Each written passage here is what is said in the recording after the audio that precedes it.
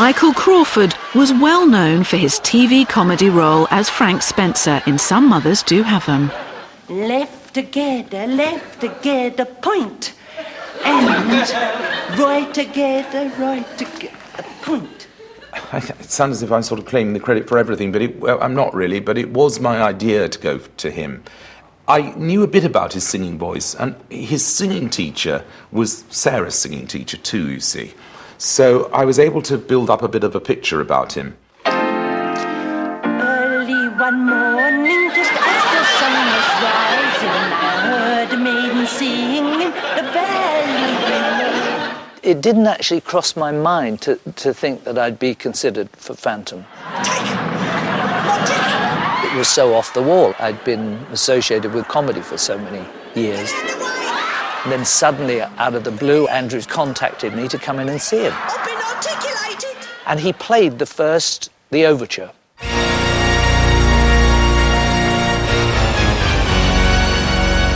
And the hair stood up on the back of my neck, and I could feel this man. I could just feel him.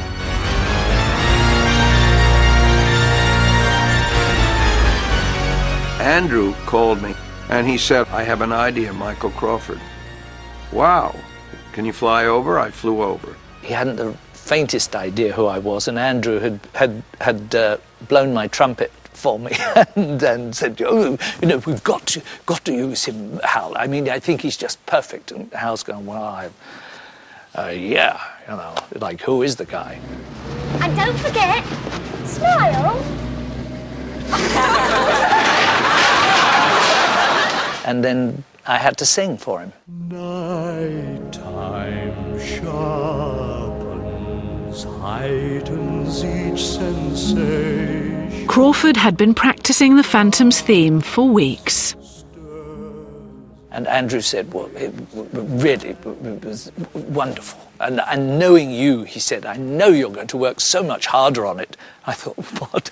I've been doing 6 hours a day for 2 months, and I thought, that's the best it's ever going to be, Andrew.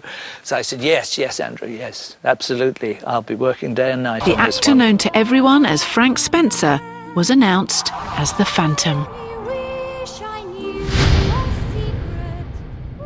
When Andrew first told me, we were having lunch, and I was having a bowl of soup, and my spoon was on the way up to my mouth, and he said, "We've got the Phantom." And I said, Who is it? He said, "Michael Crawford." And that spoon never got to my mouth. I went, "Michael Crawford." Ooh. That was big stuff, because I only thought of him as being a silly comedian on television who fell over his own feet. Okay. What most televiewers didn't know is that Crawford already had a big stage career, starring in the hit musicals Billy and Barnum. He did the most amazing physical things. He was the master of transformation, of physical agility. You have to have a beast to have a success in musical theatre, and Andrew Lloyd Webber got one of the biggest beasts in the jungle in Michael Crawford. Making Crawford look grotesque, yet sympathetic to the audience, was the task facing the makeup artist, famed for his work on the film The Elephant Man. So this is the room where I do the modelling and sculpture and the design, really. And this is where Michael would sit and I'd be working on him. I came up with this arrangement here, which is cunningly designed to cause the minimum interference to his singing at the same time as producing some sort of sympathy. By lifting this upper lip here, it tends to give him something to try and pull down against, so you've got a bit of a conflict going on there.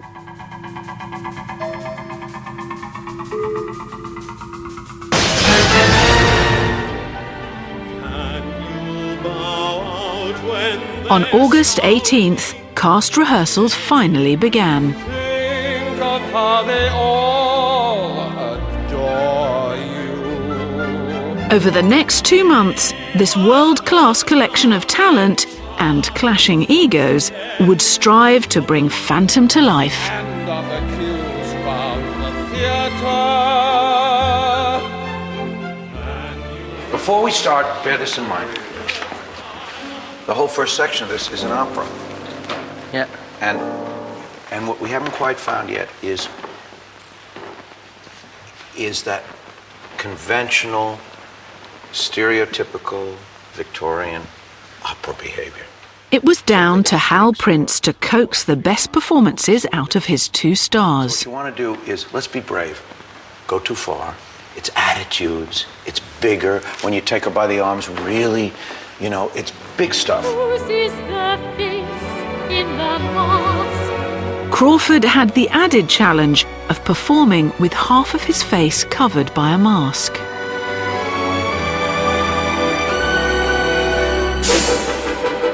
Damn you! You little prying Pandora! You little demon! Is this what you wanted to see? I didn't feel the man as a monster. This man loved. He had deep, deep emotion. Fear can turn to love.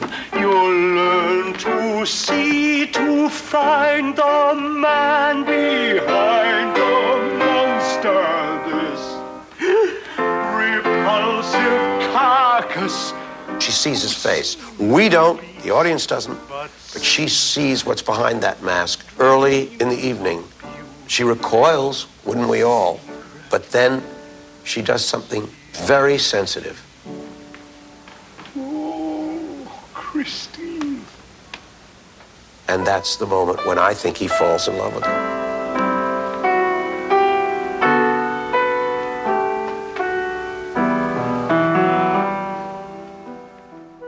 The choreographer Gillian Lynn was assigned to help Crawford, even though she'd been suspicious about his casting. The Phantom is deeply into sex. This is something that Michael Crawford understood so wonderfully. If you don't get from the Phantom the fact that he is this ambitious, cruel man who was thwarted because he was born ugly and maimed, but he's powerful. And through his music, he knows how to get into that little girl's mind. Close your eyes, start a journey through a strange new world. Leave all thoughts of the world you knew before. Close your eyes. I found a certain walk that was cat-like, Set you free. and the hands would move slowly. So I had my sleeves made shorter so that your hands looked very, very long, so that when you did put your hand in front of Christine and went down the front of her, it was a statement. It was a big statement. And that, I think, again added to the sensuality of it. The erotic heart of the show occurs when the Phantom abducts Christine down to his lair beneath the opera house. He's really, really being powerful with her, and he's desperate because he feels he's not perhaps getting it where he should, and he goes up and he hangs on the grill at the back, and she brushes against him, and I've always felt that he must have got an erection, of course, and that she probably has never felt that before in her life. It was totally sexually charged, the whole thing. From the role of the Phantom to Christine, those two parts, that's really what probably the root of it was about. His sexuality, he had it through his passion, so the audience had to recognize that. It's no good me coming out there going, hey. I mean, wouldn't work at all. You alone can make my song take flight. Again, it's still too brutal. Really dig in on all that strange, erotic... The rehearsals chugged along. Then the company got together for its first run-through. Until now, few had seen Crawford and Sarah at work. The point of no return, the final threshold, the bridge is crossed, so stand and watch it And usually there's a sort of rush for the door to get to the canteen or to the pub, whichever, however bad the run-through's been. And nobody moved. Nobody said a word. It was just absolute silence in the room. And it was a stunning feeling. I've never had that before. Clocked in every day after lunch to begin the laborious process of getting ready for the evening show. The more it built, the more it appeared, the more you felt the character emerging. By about 7 o'clock, I'd be all ready and done and dusted. I like to be on my own. I like to get the costume on and just think about the man, keep calm. The outside world didn't exist, and I took it quite seriously. When he gets into a part, he is that part. You can imagine having to live with the Phantom backstage the entire time.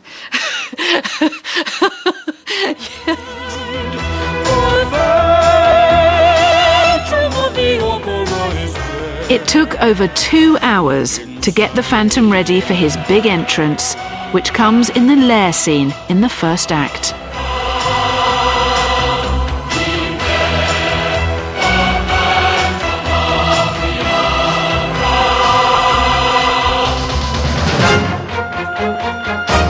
In all your fantasies, you always... For this, Maria Bjornsson had gone to town with a gondola zigzagging through the lake as candles rise out of the mist. And in this labyrinth, where night is blind,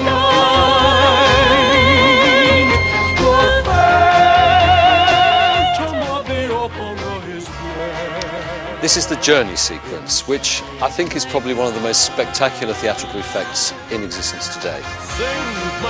Many people involved in the sequence, people in the basement turning winches, people on the deck operating radio-controlled boats, people in the flies. Very, very complicated, and what looks very, very beautiful and very simple was actually a nightmare.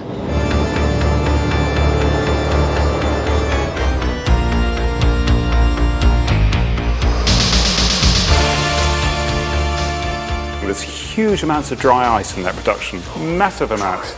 And again, you would have thought this was something which would be consistent. One night there'd be a little dribble of this smoke coming off the stage.